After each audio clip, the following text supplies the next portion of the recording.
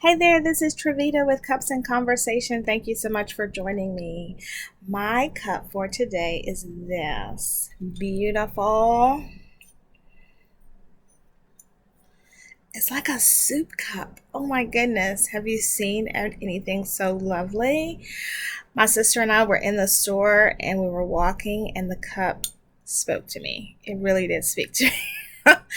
And then I saw the inn and all the pretty little flowers, and was like, I need to have this in my life. And it wasn't very expensive, so it was perfect. The other thing that I like about this cup is that this might seem trivial, but if you're a cup person, you might understand, is that the picture is on the front and on the back. I really like that. I like that when I can look at it this way. There's a picture on here, but for those people on the other side, they can see this part, and it's also decorated. So that's my cup for today, and you can put anything in here. You can put coffee, tea, soup, anything you want to put in here, and it's perfect. And it has a handle, and when you heat this up in the microwave, the handle doesn't get hot, so it's perfect. Well, today I wanted to talk about the simple life. The simple life. This is something that I strive for. Around my room, I have lots of little plaques and sayings, and one of the things is the simple life. Just wanting to live simply. And how can I best do that? This idea is not new. I think it has to do with being content with what you have, and not always striving for more when your life is filled up with so much already. And this is speaking right to me, because I struggle in a lot of these areas that I'm going to address today. And, this is the goal for what I would like to do. I don't know if there's really a such thing as the simple life. I think, I looked up simple in the dictionary, and it means easy to understand, plain, not complicated. So that might be the best use, right? Not complicated. Just trying to let your yes be yes, let your no be no. Another thing I thought of is keeping a calendar, whether it be virtual or on paper, and that will help you to live more simply so that you actually know what you're already committed to and maybe what you need to back up on. If you already know that you're having a family day, let's say on a Friday, and if somebody asks you, hey, can you go out to dinner with me, or can you go to the movies with me?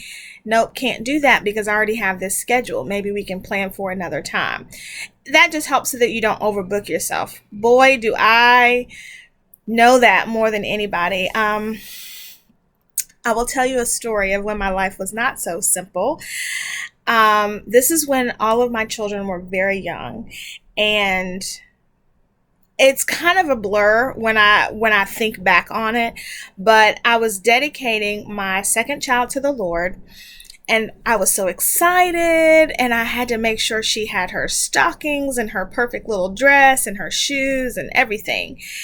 Then when we showed up at the church, and you know how sometimes they mark off the rows, and nobody was there. And I was like, why isn't anybody here? And I realized that with all of my tasks, one of the tasks that I did not do was invite people to this dedication. I didn't invite family. I didn't invite friends. I invited no one. And wow, that was really an eye-opener and kind of embarrassing for me to realize that I was so focused on having all of these other things that I forgot the most important thing, which is your family, right? And relationship and your friends. I haven't done that again, but that was a big learning step for me. So I would just encourage you to maybe see how you can live more simply. In Philippians 4:11-13, I would like to read that to you. It says, now that this is Paul. I just want to let you know, this is Paul talking to the Christians in Philippi. And it says, now that I was ever in need, for I have learned how to be content with whatever I have. I know how to live on almost nothing or with everything. I have learned the secret of living in every situation, whether it is with a full stomach or empty, with plenty or little, for I can do everything through Christ who gives me strength. And isn't that the truth? Don't we want to live by that and be like Paul? And we know that Paul went through so many trying things in his life.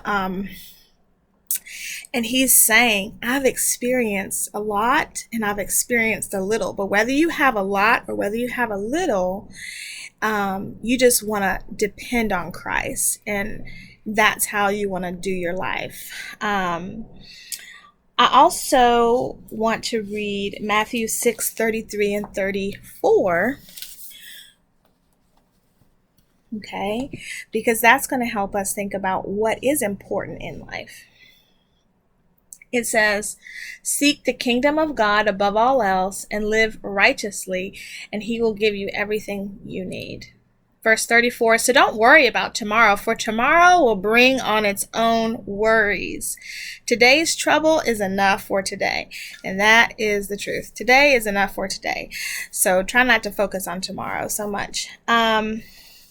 You want to evaluate what's important. Think about what's important to your family. If you have like a mission statement for your family, that would be helpful.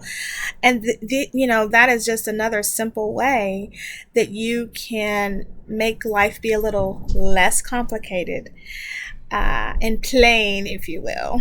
So I hope that was encouraging for your day, and I'll see you next time.